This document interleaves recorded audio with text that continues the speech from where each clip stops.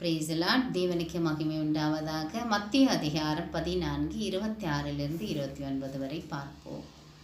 அவர் கடலின் மேல் நடக்கிறதை சீடர்கள் கண்டு கலக்கம் அடைந்து ஆவேசம் என்று சொல்லி பயத்தினால் அலறினார்கள்.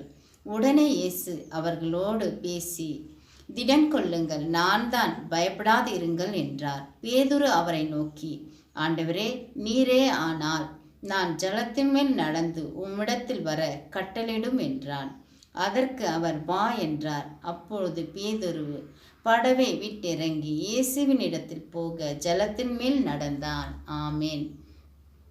நம் தேவன் கட்டளையிடும் போது பேதுருவு ஜலத்தின் மேல் நடந்தார். அப்படி நடக்கையில் பெருங்காற்று புயல் வீசும்போது அவர் பயத்தினாலே, ஆண்டவரே, என்னை ரட்சியும் என்று அலறினான். இயேசு, அற்ப விசுவாசியே, பயப்படாதே என்று அவர் கை கொடுத்து அவரை காப்பாற்றினார். இத்தனை வருடம் வரை கர்த்தர் உங்களை காப்பாற்றியிருக்கிறார். அப்படி காப்பாற்றின தேவன் இன்று உங்களை கைவிடுவாரா?